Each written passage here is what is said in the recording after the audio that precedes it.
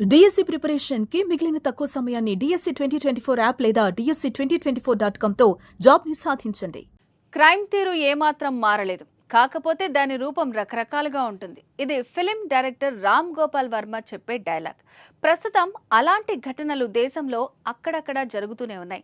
తాజాగా ఇక్కడ కూడా అదే జరిగింది. ప్రియుడిపై మోజుతో కన్న తల్లిని కడతేర్చింది కసాయి కూతురు.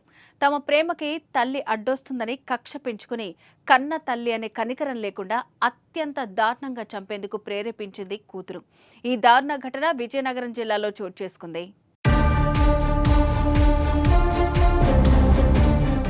విజయనగరం జిల్లా శృంగవరపుకోట మండలం వెంకటరమణపేట గ్రామానికి చెందిన ఎరపిడి రుచిత 2 సంవత్సరాల క్రితం అదే గ్రామానికి చెందిన జేసీబీ డ్రైవర్ హరికృష్ణను ప్రేమించింది. అయితే ఇదే విషయం తల్లి వెంకటలక్ష్మికి చెప్పింది. అయితే దీనికి తల్లి నిరాకరించింది. అయితే కూతురికి ఇంకా పెళ్లి వయసు రాకపోవడంతో పోలీసులకు ఫిర్యాదు చేసింది. దీంతో హరికృష్ణపై పోక్సో కేసు నమోదు చేసిన పోలీసులు అతన్ని అదుపులోకి తీసుకున్నారు. అయితే కొన్ని రోజుల తర్వాత హరికృష్ణ బెయిల్పై బయటకు వచ్చాడు. అయితే అతను బయటకు వచ్చేటప్పటికి సరిత మేజర్ ఇదే విషయం తల్లి వెంకటలక్ష్మికి చెప్పింది. కానీ ఆమె నిరాకరించింది. దీంతో తల్లిపై కూతురు సరిత కోపం పెంచుకుంది. ఎలాగైనా తల్లిని చంపేయాలని ప్రియుడితో కలిసి ప్లాన్ వేశారు.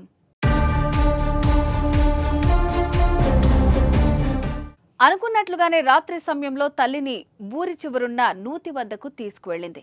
అయితే అప్పటికే అక్కడ కాపు కాసిన ప్రియుడితో పాటు మరికొందరు వెంకటలక్ష్మి గొంతు కోసి చనిపోయిందని నిర్ధారించుకున్న తర్వాత స్థానికంగా ఉన్న బావిలో పడేశారు. అయితే తనకేమీ తెలియదన్నట్లు తన తల్లిని ఎవరో ఆటోలో ఎత్తికెళ్లారంటూ అన్న హరికి చెప్పింది. వెంటనే గ్రామస్తులంతా వెళ్లి రాత్రంతా చుట్టుపక్కల ప్రాంతాల్లో వెతికి అనంతరం పోలీసులకు సమాచారం ఇచ్చారు. దీంతో రంగంలోకి దిగిన పోలీసులు అనుమానం వచ్చి కూతురు రుచితను తమదైన శైలిలో ప్రశ్నించగా అసలు విషయం బయటకొచ్చింది. దీంతో శవాన్ని వెలికితీసిన పోలీసులు కేసు నమోదు చేసుకుని నిందితుల కోసం గాలిస్తున్నారు.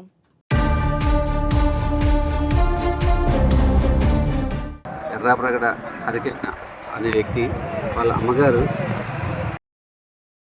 వెంకటరామపేట గ్రామస్తుడైనటువంటి ఎర్రాప్రగడ హరికృష్ణ అనే వ్యక్తి వాళ్ళ అమ్మగారు రాత్రి బహిర్భూమికని వెళ్ళి తిరిగి రాలేదని, తనను ఎవరో కొట్టి ఆటోలో తీసుకువెళ్ళిపోయారని ఆ చెల్లి చెప్పిందని దాని మీద మాకు ఈరోజు కంప్లైంట్ చేయడం జరిగింది.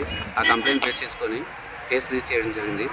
ఆ కేసు దర్యాప్తులో భాగంగా ఈరోజు అక్కడ క్రైమ్ సీన్ చూసి ప్రధానంగా చుట్టుపక్కల పరిసర ప్రాంతాల్లో వెతకగా ఈ రోడ్డు అవతల ఉన్నటువంటి యూత్లో ఒక చనిపోయిన ఆడ శవం కనిపించింది. ఆ శవంపై దర్యాప్తు చేస్తున్నాము. ఆ చనిపోయిన శవం ఫిర్యాదు ఇచ్చినటువంటి వాళ్ళ అమ్మగారు వెంకటలక్ష్మిగా తెలియవస్తుంది.